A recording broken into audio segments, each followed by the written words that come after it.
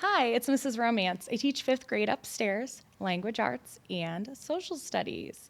We're reading Fenway and Hattie. I hope you've been enjoying it so far. We're going to be reading chapter 6 today. Hattie and Angel stay up in the squirrel house for a long time. I curl up in the cool grass while Goldie and Patches wander away, muttering to each other.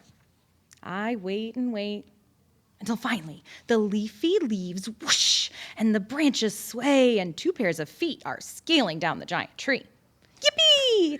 I leap as high as I can, pawing furiously at the bottom rung. That's my short human, I bark. I knew you'd come back. Hattie reaches the laddery step just above my head, then jumps. Whee! She shouts, landing in the grass with a giggle. Angel looks like she wants to jump too, but changes her mind. She continues climbing down as I'm springing up. My brown paw swipes Angel's calf and somehow she loses her footing. Oh no, she wails. I back away as she falls, landing splat on the ground. Hattie rushes to Angel's side, her face full of concern. Ow, Angel cries. She rubs her bum, scowling at me. She gets to her feet and dusts off her clothes. All right, she says to Hattie. Hattie looks relieved. Next thing I know, the short humans are heading for the back porch. I bound after them. Hey, wait for me!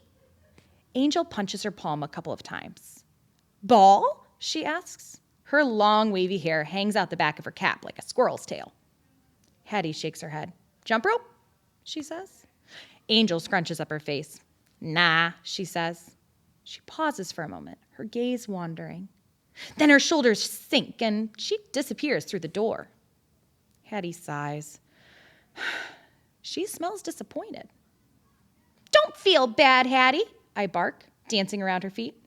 We're in the dog park. It's time to play. I shoot out into the grass. But instead of chasing me, Hattie trudges right on by.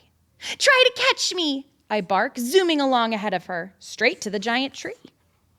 Hattie grabs onto a high rung and starts climbing. I watch until her feet disappear, my tail drooping. I sink back down. My Hattie does not belong in a tree. My Hattie belongs down here in the grass, chasing me, or scooping me into her arms and showering me with kisses, laughing, having the time of her life, protesting when Fetchman makes us leave the dog park to go home. That's my Hattie. But this Hattie is up in that giant tree again. Does she really want to hang out with those nasty squirrels? With no loyal dog to keep her safe and protect her from grave danger? What if something bad happens to her? Hey, wait a minute. That's it. I run in circles. I know how to get my Hattie back. After all, I'm a professional. I'll save her from dangerous squirrels and evil humans. Why didn't I think of it sooner? It's the best idea ever. She'll remember how important I am, and she'll change back to how she was before. She'll be my Hattie again, like she's supposed to be. I spin and spin, every hair on my body itching to get to work. I'll be on guard for the right opportunity. It's only a matter of time. The next day, I follow Hattie around the house. When danger strikes, I'll be ready. Hattie fishes the long jump rope out of her backpack. She zooms into the bathtub room where Food Lady is hanging a wide curtain. Hattie holds out the jump rope. Please, she begs. Food Lady sighs and shakes her head.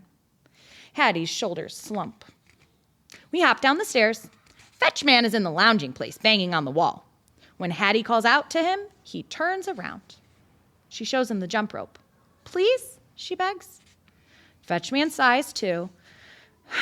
He puts a hand on Hattie's shoulder. He speaks to her in a gentle, hopeful voice.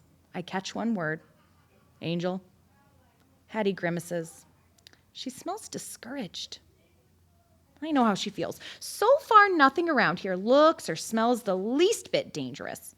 I'm starting to think my plan to save her isn't going to work, when that terrifying sound comes from the front door again. Ding dong! I spring into action. Warning! Warning! I bark, bravely rushing to the source of the danger. Nobody go near that door! Fetchman heads right toward it like he doesn't even hear me. Watch out! I bark. It's probably a grave threat to our safety. Aha! A grave threat. This is my big chance to save Hattie. I hurry over to her. Bad news, we're all in jeopardy. Stay where you are, I'll protect you. I race back to Fetchman, growling and snarling. Totally ignoring me, he opens the door like nothing is wrong. Stand back, I bark. I can handle this, I'm a professional. And sure enough, standing in front of us is an evil human, wearing a hard hat on his head and dirty boots on his feet. He's carrying a bag that's heavy and bulging. One whiff reveals German shepherd and telephone poles and a hint of ham sandwich with mustard. And that's not all. He's whistling, a sure sign of trouble. Fetchman greets the evil human with a cheery voice, like he's happy to see him. He invites him right in, completely unfazed by my growls. Be forewarned! I bark at the intruder. Don't take one step towards that short human over by the couch. The evil human breezes right by as if he's not even the least bit intimidated. He strolls into the lounging place straight towards Hattie. Fetchman and I follow. He's gritting his teeth. I'm bearing mine. I'm ready to nip at some heels if it comes to that. At the flashing screen wall, the evil human stops. He stares at it for a second, even though it's black and not flashing. He squats down and opens his bag. He takes out snaky wires and scary tools.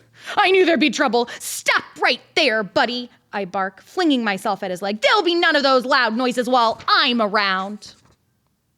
Fetchman crosses his arms.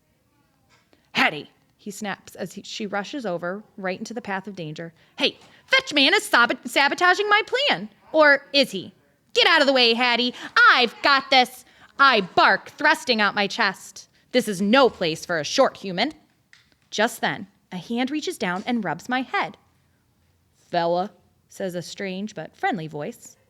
The evil human! What is he trying to do? Throw me off my game? Fenway! Fenway! Hattie says, backing away and clapping. She clearly wants to play. Not now, Hattie, I bark. Can't you see how busy I am? She claps louder. Fenway! Hattie says. This time, she sounds annoyed. What's going on? This is not part of the plan. Hattie, I'm trying to protect you from this evil human who has invaded our home. I bark and, whoa! The menace revs up the roaring tool. I lunge toward his arm, stopping a safe distance from the ear-splitting sound. Put that thing down before somebody gets hurt. Hattie's hands close around my torso. Fenway, she cries. Cut it out, Hattie, I bark as she lifts me up and away from the evil human. I'm supposed to be the one saving you. And that's not the only problem. Hattie smells different, frustrated. She mutters something to Fetchman over her shoulder. She carries me out of the lounging place.